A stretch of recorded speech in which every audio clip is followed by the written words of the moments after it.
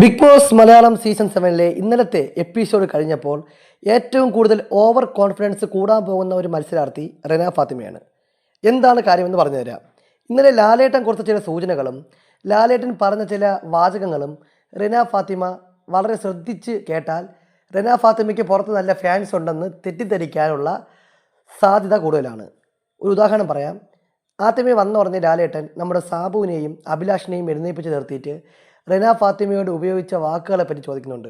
നിങ്ങൾ ഇങ്ങനെയാണോ സ്ത്രീകളോട് പെരുമാറുന്നത്, ഇങ്ങനെയാണോ എന്ന് ചോദിച്ചുകൊണ്ട് ഭയങ്കരമായിട്ട് അവർ രണ്ടുപേരെയും ലാലേട്ടൻ വഴക്ക് പറയുന്നുണ്ട്. അതേസമയം ശൈത്യയുടെ ജീവിതകഥ പറഞ്ഞപ്പോൾ ആര്യൻ്റെ വളിപ്പ് കേട്ട് ചിരിച്ച റെന ഫാത്തിമയെ ലാലേട്ടൻ ഒന്നും പറഞ്ഞുമില്ല. അപ്പോൾ സ്വാഭാവികമായും റെന ഫാത്തിമ വിചാരിക്കും പുറത്തുള്ള പ്രേക്ഷകർ കൂടുതലും സാബുവിനെയും അഭിലാഷിനെയും ഒക്കെ ഇങ്ങനെ ഏറിൽ കയറ്റുകയാണ്. അപ്പോൾ അതിൻ്റെ ഒരു പ്രതീകാത്മകമായിട്ടായിരിക്കും ഒരു പക്ഷേ ലാലേട്ടൻ അവരോട് ചോദ്യം ചോദിച്ചുണ്ടാവുക എന്ന് വിചാരിക്കും.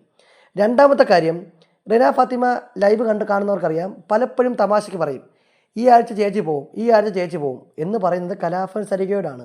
അപ്പോൾ റെന ഫാത്തിമയുടെ പ്രവചനം പോലെ തന്നെ ഈ ആഴ്ച കലാഭവൻ സരിക പുറത്തായി. അപ്പോൾ ഈ റെന ഫാത്തിമ വിചാരിക്കുന്നത് ഈ റെന ഫാത്തിമ പറയുന്നതനുസരിച്ച് ചെയ്യാൻ വേണ്ടി പുറത്ത് റെന ഫാത്തിമയ്ക്ക് ഒരുപാട് ഫാൻസ് ഉണ്ടാവും എന്നുള്ളതാണ്. അപ്പോൾ ഇന്നലത്തെ എപ്പിസോഡ് കഴിയുന്നതോടുകൂടി റെന ഫാത്തിമ ഒരു വലിയൊരു ഓവർ കോൺഫിഡൻസോട് പോവുകയും പുറത്ത് പുള്ളിക്കാർ എന്തോ വലിയ സംഭവമാണെന്ന് വിചാരിക്കുകയും അതനുസരിച്ച് ഗെയിമിൻ്റെ രീതികളിൽ മാറ്റം വരുത്താൻ സാധ്യത ഉള്ളതായും കാണുന്നുണ്ട്. അങ്ങനെ വന്നു കഴിഞ്ഞാൽ വളരെ വലിയ നെഗറ്റീവ് ഗെയിമിലൂടെ അത് പോകാനും നല്ല ചാൻസ് ഉണ്ട്. എന്തായാലും റെന ഫാത്തിമ എന്ന് പറയുന്ന 19-കാരിക്ക് ചിന്തിക്കാവുന്ന ഒരു ബുദ്ധി അനുസരിച്ചാണ് നമ്മൾ ഉദ്ദേശിക്കുന്നത്. ഇനി അതല്ല, റെന ഫാത്തിമയ്ക്ക് വലിയ മാറ്റങ്ങളൊന്നും ഇല്ല എന്നുണ്ടെങ്കിൽ ഇങ്ങനെ തന്നെ മുന്നോട്ട് പോട്ടെ. അതല്ല, റെന ഫാത്തിമയ്ക്ക് പുറത്ത് നല്ല സപ്പോർട്ടാണെന്ന് വിചാരിച്ചാണ് റെന ഫാത്തിമ ഇനി കളിക്കാൻ പോകുന്നതെങ്കിൽ അത് റെന ഫാത്തിമയ്ക്ക് നെഗറ്റീവായി വരും എന്നാണ് എൻ്റെ വ്യക്തിപരമായ അഭിപ്രായം.